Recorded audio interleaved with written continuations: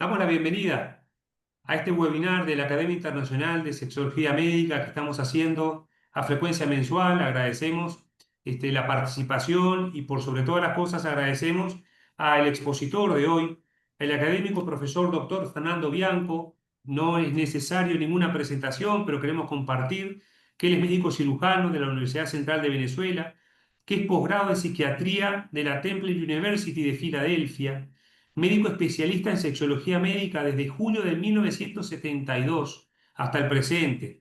Él es el creador de la Escuela Bianco de Sexología, profesor titular del Instituto Universitario de Investigaciones y Posgrado de Sexología en Venezuela. Él es fundador, profesor titular y director de los doctorados en Consejería en Sexología y en Sexología Médica. El doctor Bianco, el profesor Bianco, ha sido presidente de la UAS, ha sido presidente de las FLACES, ha sido presidente de la Sociedad Venezolana de Sexología Médica, ha sido presidente de la Academia Internacional de Sexología Médica. Él es doctor en Ciencias Médicas de la ULA en 1977 y es doctor en Sexología Médica en el momento actual. Es un referente, es un líder de opinión, es un fundador de su escuela y queremos agradecer sobre todas las cosas el apoyo que siempre ha tenido con la academia, la generosidad de los conocimientos y por eso le damos la palabra para poder hablar en este conversatorio del tiempo de proceso de desarrollo del sexo y de la función sexual. Estimado Fernando, ¿cómo estás? ¿Cómo está, profesor? Presidente, me gusta mucho volverlo a ver y oírlo, verlo también, este, porque hay muchas cosas por hacer, pero entonces espero que podamos seguir haciendo este tipo de actividad que usted ha liderizado ya por 3, 4 años, ¿no? Yo creo que ha sido Sí. importantísimo. Y bueno, estamos en esto, siguiendo tratando de entender, pues, qué es eso del proceso de desarrollo del sexo y de la función sexual. Hoy vamos a hablar de una parte que se habla poco, que es el tiempo de ambos procesos.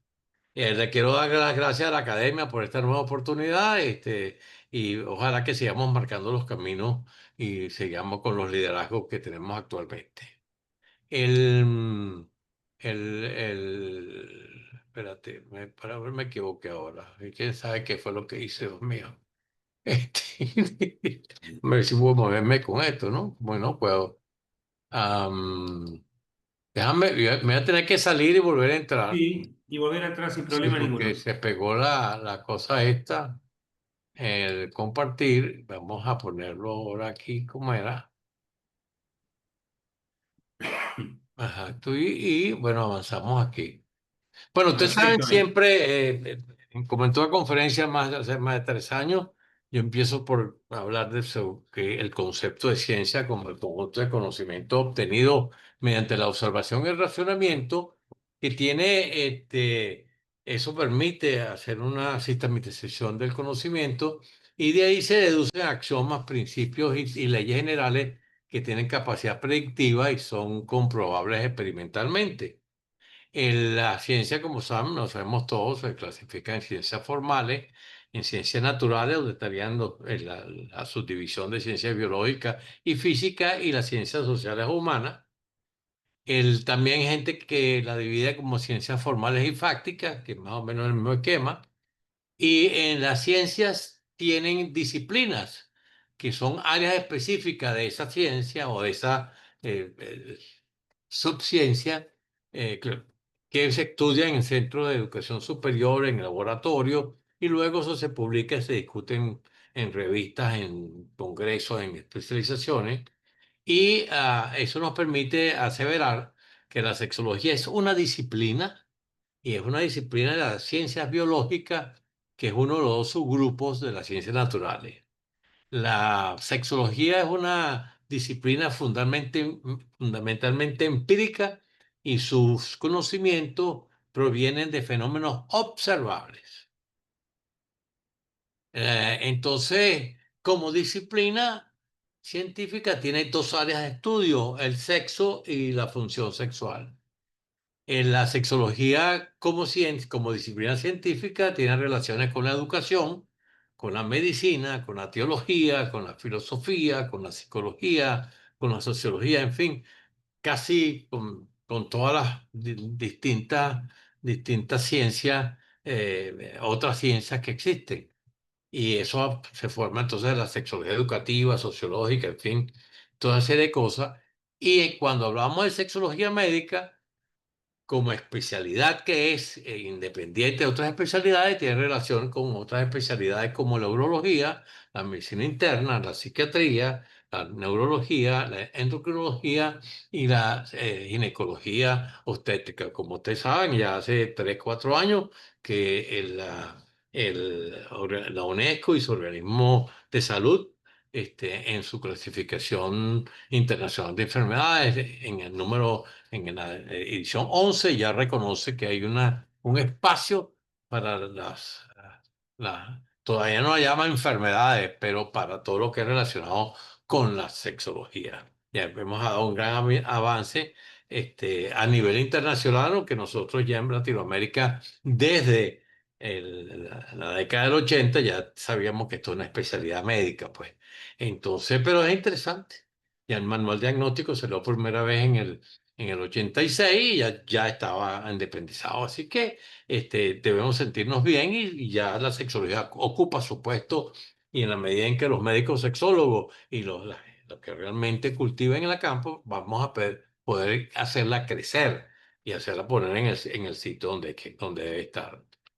El 12 de septiembre del 86, como dije anteriormente, en la reunión ordinaria de la Federación Médica Venezolana se reconoció legalmente la sexología médica como nueva especialidad en el campo de la medicina. O sea, eso es un evento que sucedió hace 39 años.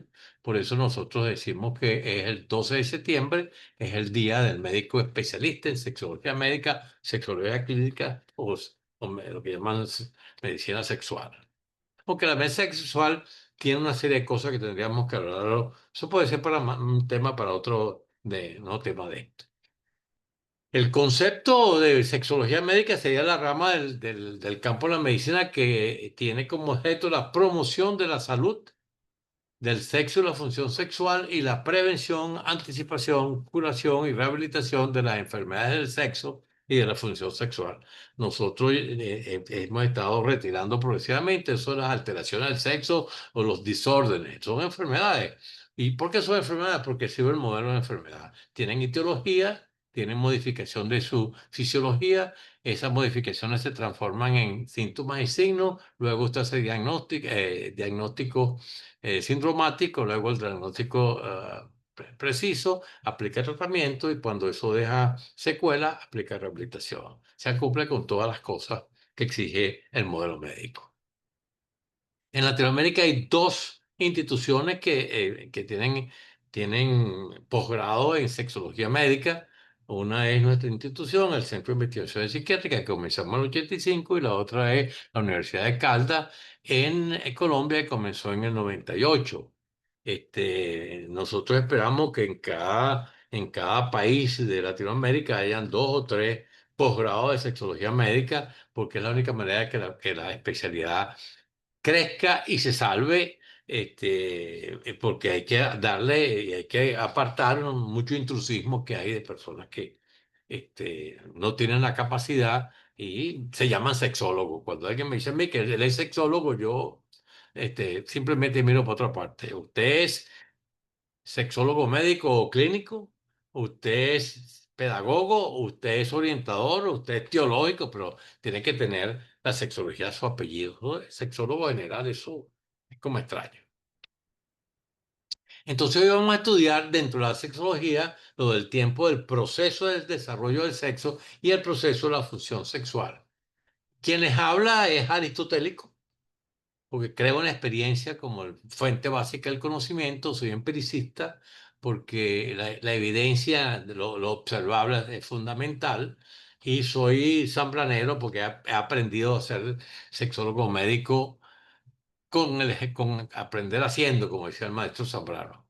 Y bueno, la teoría nuestra me hace ser bianconiano porque creo en la teoría de la variante fisiológica, en los paradigmas bianconianos 1 y 2, en el adulto operativo y en los principios de autoridad afecto en el para qué y en el modelo biosocial. Nosotros como escuela cuestionamos el modelo biopsicosocial e inclusive estamos dirigiéndonos al organismo nacional.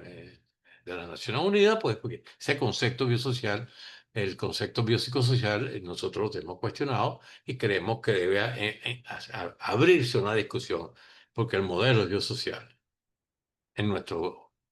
La sexología, como habíamos dicho, es una disciplina de la ciencia biológica, su área de estudio del sexo y la función. Se entiende en la definición operativa de sexología sería el tratado de estudio del sexo-función, mientras que el concepto de sexología es la rama del conocimiento científico que estudia, o la disciplina científica que estudia el sexo, su proceso de desarrollo y alteraciones, y la función sexual, su proceso de ejercicio y alteraciones. Y ya entonces conceptualizamos la sexología médica, pues ya como la promoción de la salud del sexo, el proceso sexual y todo lo que es la prevención, anticipación, en fin, ya eso lo tocamos. Hay un concepto importantísimo en,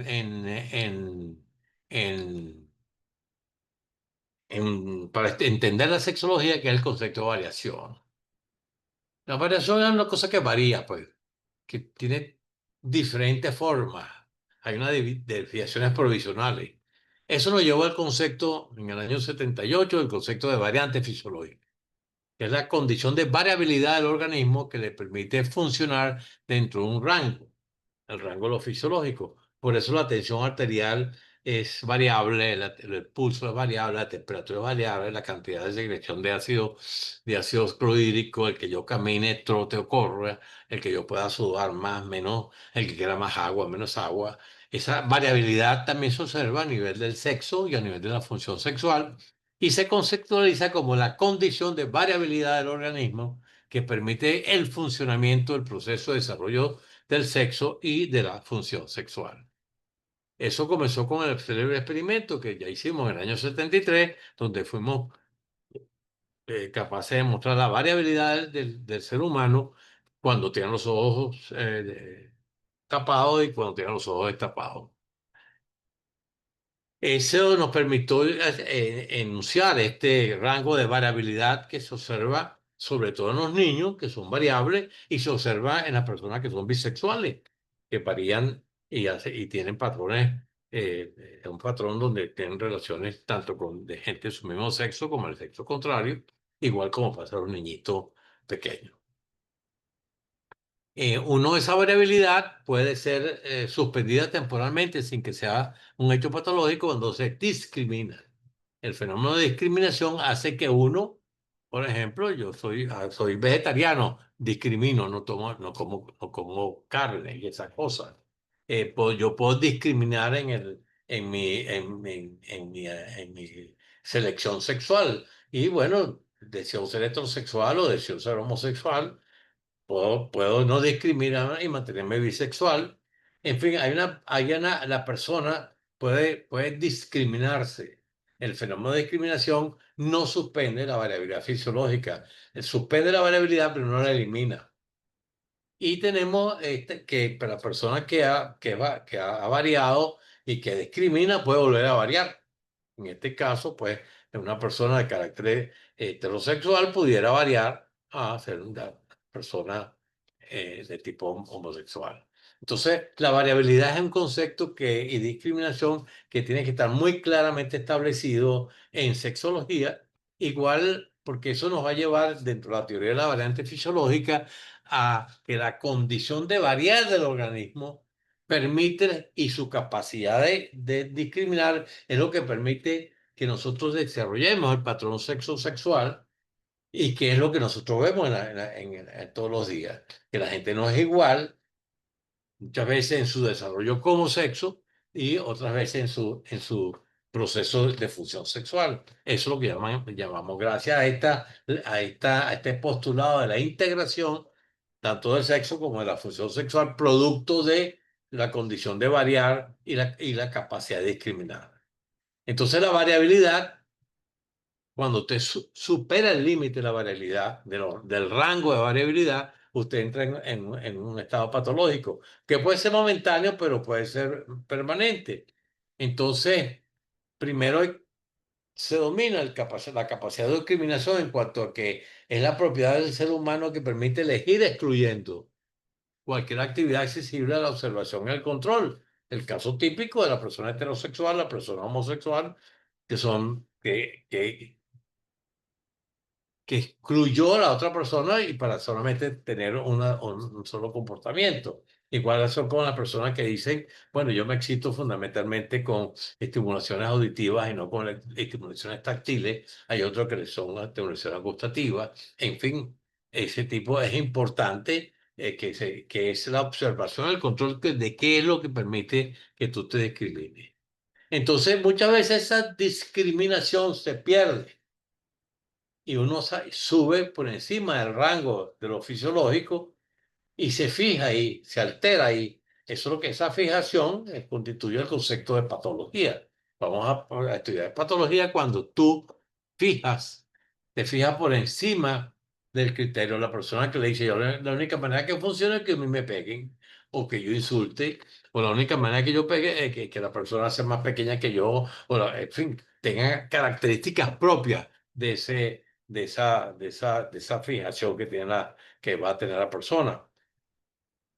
Entonces, teniendo esos conceptos como claros, entonces vamos a la lámina maestra que te dice que sexología te estudia el sexo y la función sexual, ambos te lo estudias como proceso y en ambos la variabilidad en la evolución del proceso va a ser muy importante. Eso no, y ahí por supuesto va a estar sometido a factores ambientales, psicológicos, biológicos y sociales.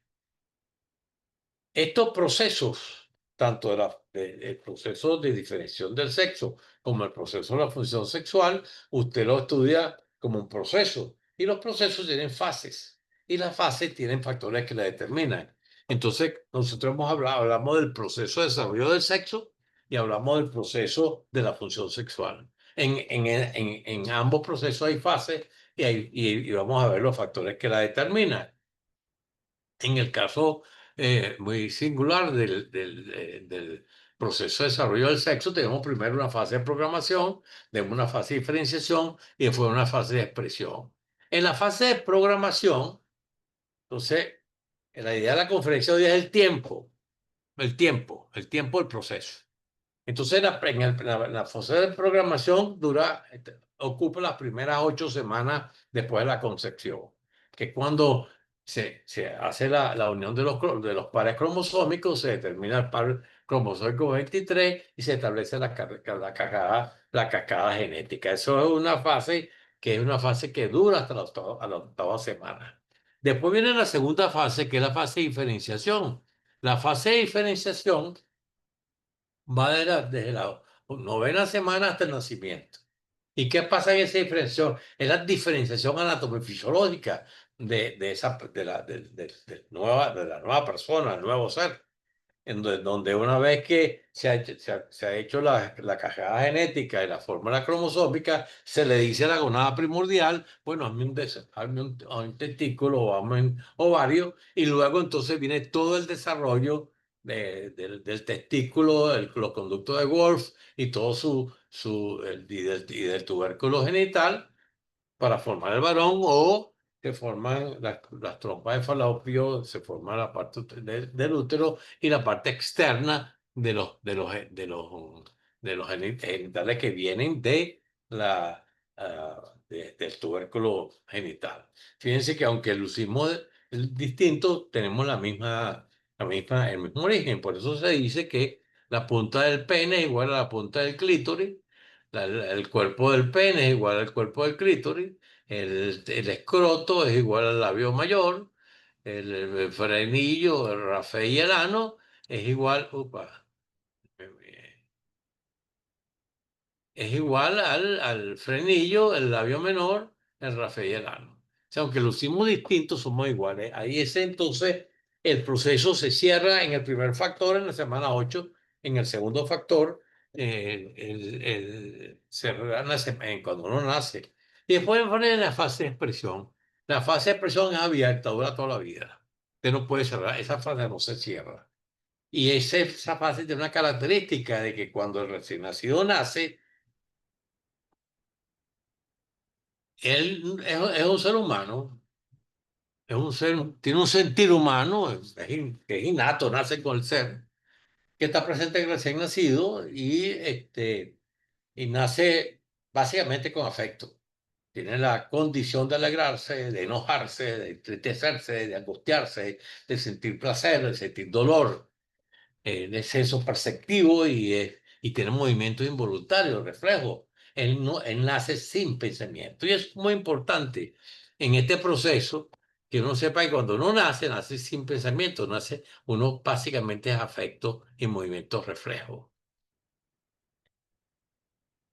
Entonces aquí podemos nosotros, un niño recién nacido riéndose o sufriendo o si es estimulado sintiendo placer, en fin, usted puede, o está durmiendo y siente, no muestra mayores afectos, pero cualquiera de nosotros ha visto recién recién nacido en el pabellón o en otra parte y dice, mira, parece que estuviera riéndose, parece que estuviera bravo, parece ansioso. Eso es lo que básicamente tiene el afecto, es lo que nace con nosotros y muere con nosotros. Por eso nosotros podemos tener cualquier alegría, ¿no? O tristeza, aunque tengamos 100 años, la edad que se tenga. Entonces, el ser humano tiene una interacción entre su fisiología y el entorno, su cultura. Ese ordenamiento lo hace el cerebro y eso es lo que le permite a usted formar el patrón de expresión fenotípica. Y eso es lo que dentro de la teoría de la variante fisiológica se llama el postulado de la construcción, que permite entender por qué el ser humano te permite entender porque el ser humano, que él no es, tiene un sentir humano, pero más nada, no sabe qué es varón ni qué es hembra. Es lo que sabe que es humano y siente, se entristece, se pone rabioso, etcétera. Y entonces él va ordenando esto. A medida que va creyendo y la computadora virgen que tenía en el cerebro empieza a programarse y a aprender los programas y se empieza a construir los pensamientos, bueno, él va constituyendo su patrón de expresión fenotípico. Entonces, el sentir humano que es innato en el recién nacido va a evolucionar a un sentir de macho, niño o hombre, o un sentir de hembra, niña, mujer, que en este ordenamiento que hace el cerebro de la interacción entre misma la persona y su entorno. Ese sentir de macho y ese sentir de hembra es perdido sea esa línea macho, niño, hombre o hembra, niña, mujer, es aprendido. Y eso nos permite también ver cómo se aprenden conductas que la sociocultura llama como masculinas o femeninas. Y en algunas conductas masculinas y algunas conductas femeninas, y depende del medio, de la ciudad, de donde esté, en las conductas masculinas en un lado son femeninas en otro, etcétera, o pueden ser conductas mixtas. Pero entonces lo importante es que el aprendizaje, las conductas que uno muestra y el sentir que uno muestra de varón o hembra es un sentir aprendido. Este sentir humano, que es innato y que está presente al nacer, puede evolucionar de otra forma que su sentir de macho no se aprenda si se aprende el sentir de niña y de hembra, o se aprende el sentir de niño o de hombre, y que son aprendidos igualmente, y que explicaría los casos de transexualidad y sus variedades. Y es importante saber eso porque en el periodo, durante el periodo de expresión, mientras la formación del patrón fenotípico, como es un patrón variable, este patrón puede cambiar. Y esto dura toda la vida, está abierto. No se cierra como en el periodo la programación, el periodo de la diferenciación, de un periodo abierto. Y es importante tener eso claro. Pues entonces, en el proceso de desarrollo del sexo, en su tercer periodo, permanece siempre abierto. Hay un grupo de personas que desarrolla la sensación de niño, tiene macho, niño, hombre, o hembra, niña, mujer.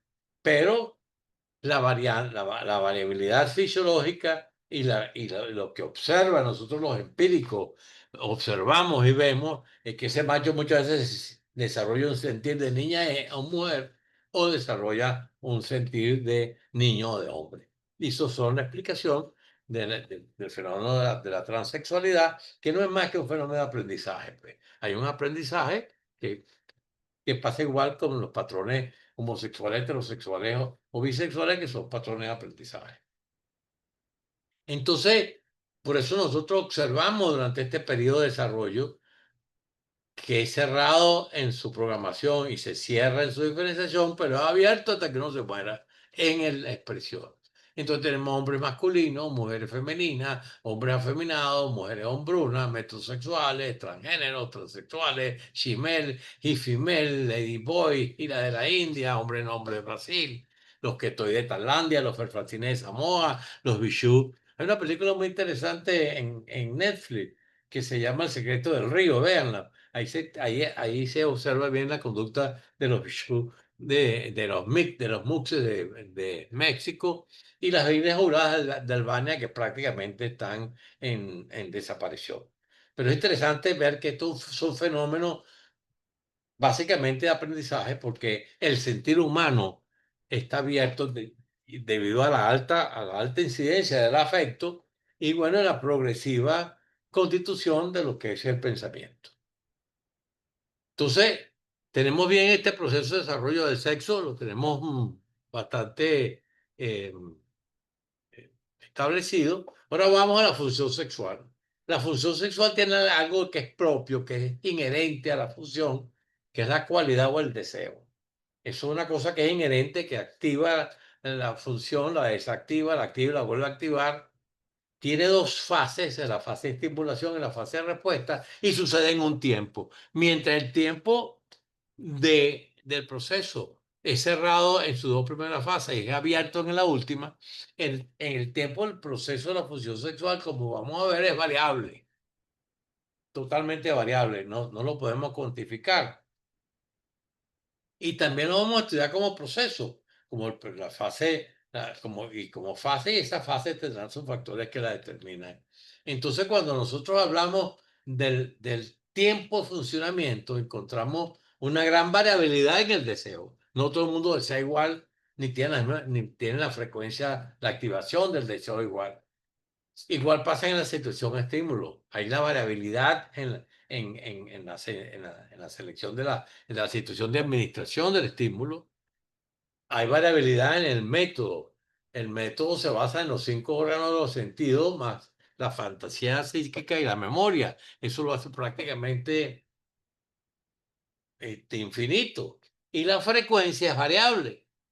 En el caso de la respuesta, los factores que la determinan son los factores anatómicos, neurales, hormonales, vasculares, endoteliales, funcionales, son altamente variables. Entonces no es posible controlar, sino observar, sí, pero no controlar la situación estímulo. Y no es posible controlar todo lo que son los sustratos anatomofisiológicos de la respuesta sexual. Por eso es que esto tiene un problema básicamente, si llegamos al problema de integración de la función sexual que se aplica también en el patrón, por eso se llama patrón sexual, no solamente para el sexo, para el sexual esté bien, la condición de variar que nosotros vamos a conseguir y buscamos la capacidad de discriminar. Todo es variable, pero también usted puede discriminar la administración, puede discriminar método, puede discriminar frecuencia, puede discriminar tipo de deseo y el cuerpo humano va seleccionando discriminaciones.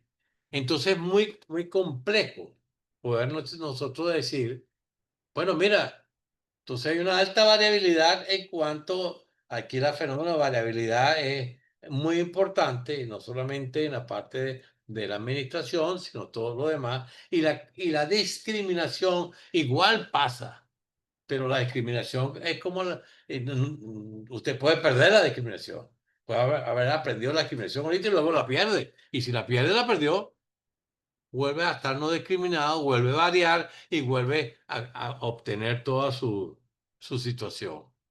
Entonces, el constructo tiempo del proceso de la función sexual lo vamos a conceptualizar como la duración que transcurre entre la activación de la cualidad o deseo, la acción de situar un cambio en el ambiente interno o externo del organismo, que es la fase del estímulo, la ejecución y posterior finalización de una actividad sexual accesible a la observación del control, que es la respuesta.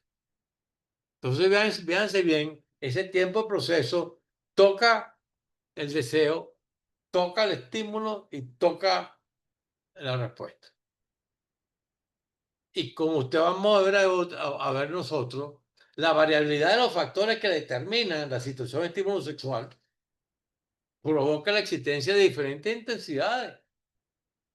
Después está una intensidad en la parte de la administración que cambia en las partes de los mecanismos, los métodos de estimulación.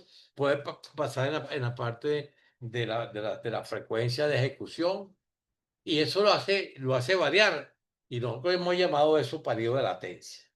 Entonces, el periodo de latencia se refiere a las intensidades que se presentan en, en la situación de estímulo sexual. Mientras que con la magnitud que se ve en los fenómenos de la respuesta, eso se lo vamos a llamar, lo llamamos el tiempo de respuesta. Entonces, una cosa es la intensidad que va a la latencia, mientras la magnitud va al tiempo de respuesta. Estas dos razones explican lo variable del tiempo del proceso, la función sexual.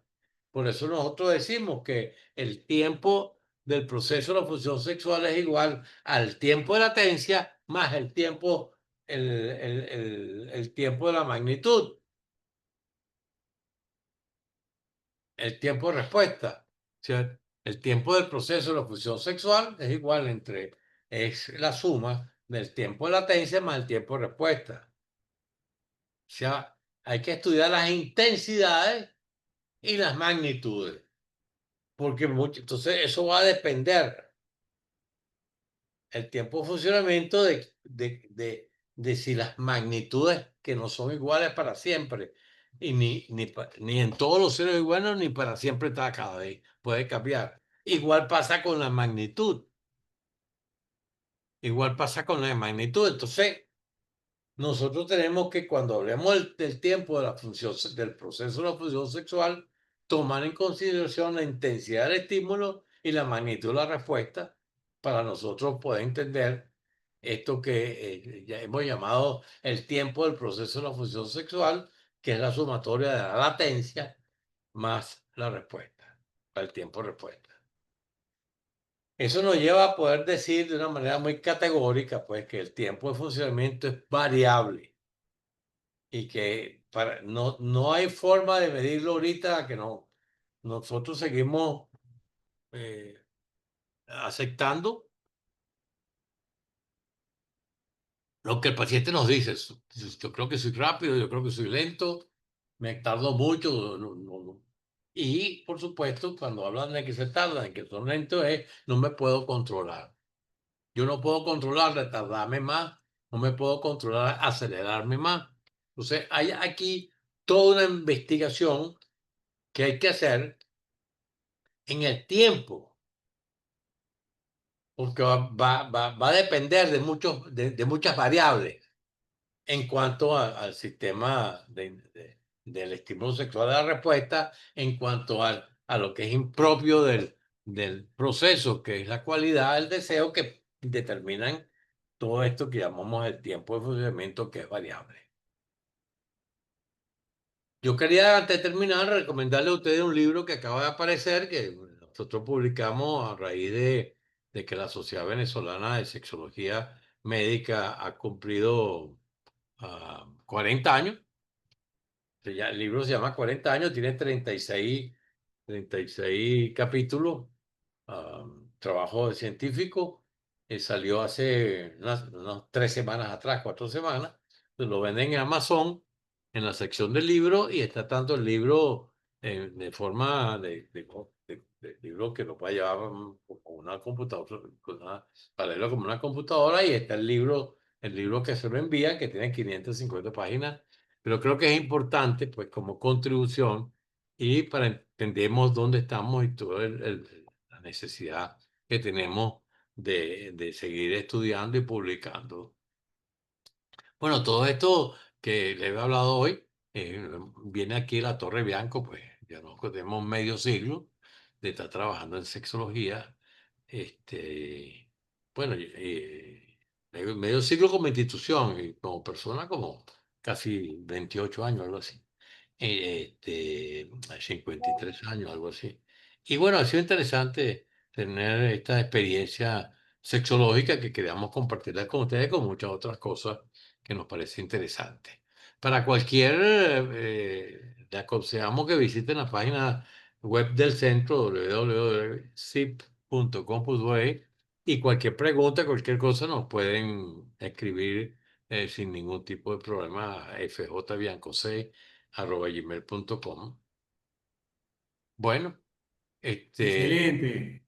Muchas gracias. Excelente, Fernando, impecable, profesor. La verdad que muy claro como siempre y han llegado varias consultas por diferentes medios a la academia para hacerte con respecto a la presentación. Si te parece bien, yo paso a transmitirte las cuáles son. Ok, La primera pregunta dice, ¿en qué momento de la vida comienza realmente el proceso de diferenciación sexual? ¿Y qué papel cumplen las hormonas intrauterinas en la futura función sexual del adulto? vamos a la primera más para estar un poquito, y después me das la segunda, pero Sí, vamos la primera para pregunta, darme ¿en la qué maestra momento de la aquí. vida, en qué Sí. momento de la vida comienza realmente el proceso de diferenciación sexual? El proceso de diferenciación sexual, como dice mucha gente, que no lo llamamos proceso de diferenciación del sexo, porque sexual alude a las actividades propias del sexo. Cuando uno habla de función sexual, está hablando de actividades propias del sexo. Y realmente lo que se diferencia es el sexo. Entonces, ¿cuándo comienza a diferenciarse? Desde el mismo momento en que existe la concepción. Porque en las primeras 8 semanas viene todo lo que es el apareamiento de los cromosomas para formar los 23 pares y todo el desarrollo de la cascada de genética. Ahí hay un primer paso que te dice, bueno, si el cromosoma 23XX, esto va a ir hacia a la zona del varón. Y si es doble X, iría a la zona de la hembra. Sin embargo, eso es una etapa que cierra para comenzar la otra etapa, que es la etapa de diferenciación, donde el organismo se diferencia si es un 23XG, XY le dice, bueno, a mí un testículo, vienen las funciones de todas las hormonas que intervienen, en fin, sobre todo la testosterona parecida a hormona, que hace toda la diferenciación de los cuerpos, pues. O sea, usted va a desarrollar un pene, un escroto, unas líneas mamarias, va a desarrollar las líneas de eyaculación y de formación en el cerebro, igual pasa con la hembra. Y ese lugar dura 8 meses, 7 meses. Ahora, cuando usted nace, ¿qué tiene usted? Usted, un señor ahí que no sabe lo que es. Es lo que hace es llorar. Si está bravo, lo manifiesta con la cara. No, no, ¿cómo? Uno se pregunta, ¿cómo saber para expresarme? Estoy bravo, estoy alegre, estoy triste, pero me lo expresa. Lo trae impregnado, lo trae en él, porque esto está del primer día de nacido, la primera hora. Eso es igual que el placer. Usted estimula un pene de un niñito de 1 hora y tiene erección, igual pasa con el clítoris. Entonces, eso nace con la persona. Eso está ahí. Ahora, Perfecto. ¿cómo se desarrolla de ahí en adelante? Por eso es que no puede decir que el periodo de desarrollo del sexo lo matas a la octava semana o al momento de nacer. No, no, nunca acaba, nunca termina. El papá de la famosa Corkadian, estas hermanas que son muy populares, bueno, se cambió de sexo a los 60 años. Ese no es un caso único. Hay muchos casos que se han cambiado de sexo, o sea, ahora lo reafirmado, están inventando, se cambiaron el sexo y qué importa, pues si realmente se sentía mujer y era la manera como quería ser, bueno, él tenía derecho a buscar equilibrarse con él mismo, pues. Entonces, esta parte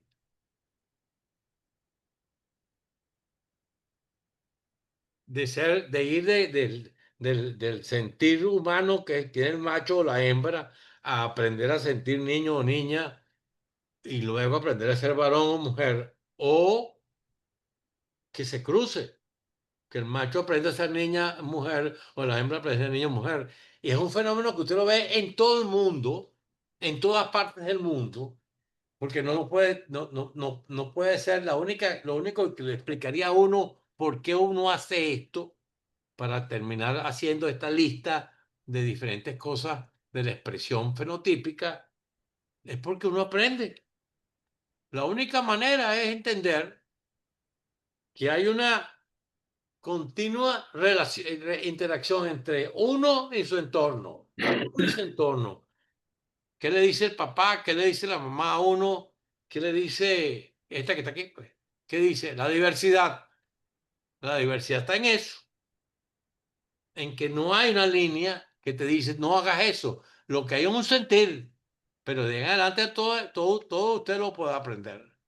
Entonces, el proceso de desarrollo empieza al momento de la concepción y termina cuando te mueres.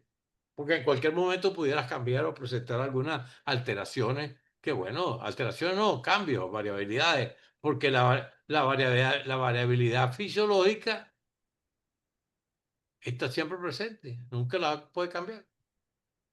La segunda pregunta, presidente. Sí, la segunda pregunta decía, eh, perdón acá, ¿cuándo podemos decir que la función sexual está madura o plenamente consolidada? Bueno, esa pregunta sí está buena. Sí, está buena, ¿eh? Porque nunca está consolidada. ¿Por qué? Porque es variante. Uno tiene discriminaciones, las tiene.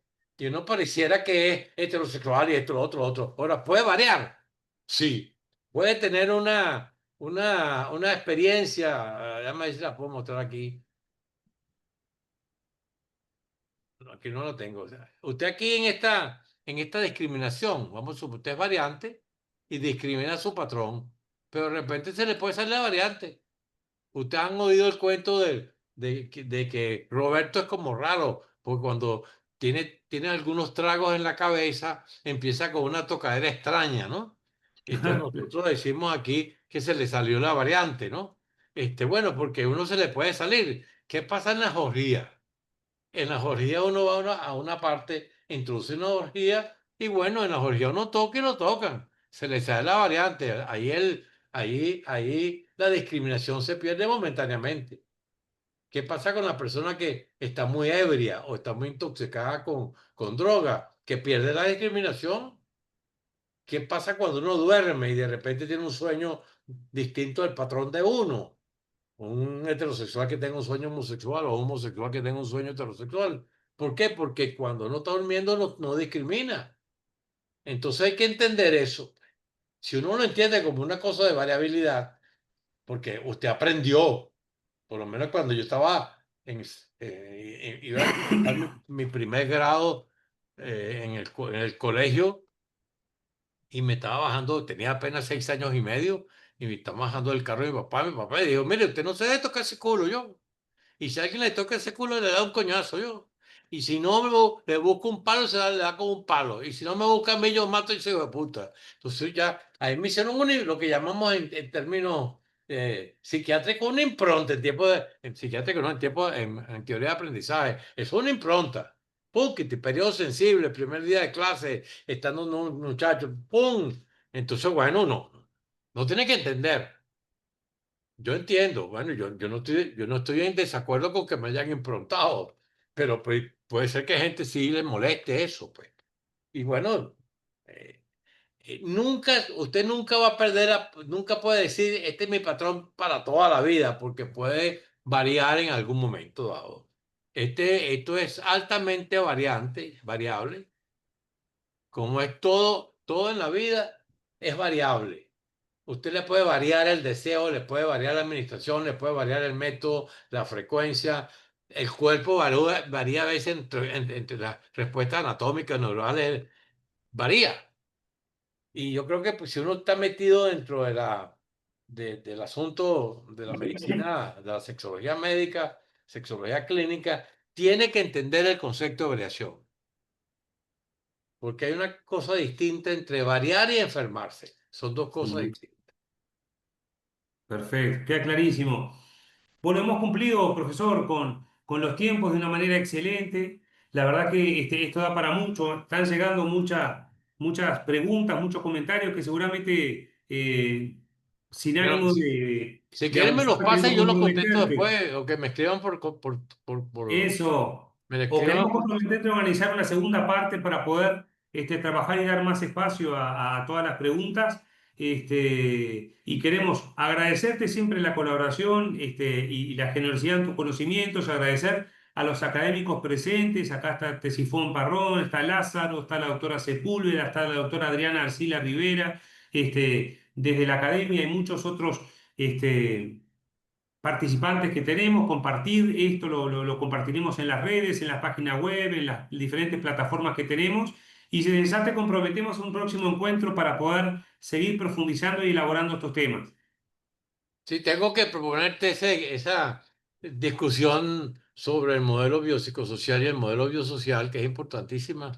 Nosotros ya asumimos ya una postura, tenemos mucho que hablar de eso, pero y de la clínica.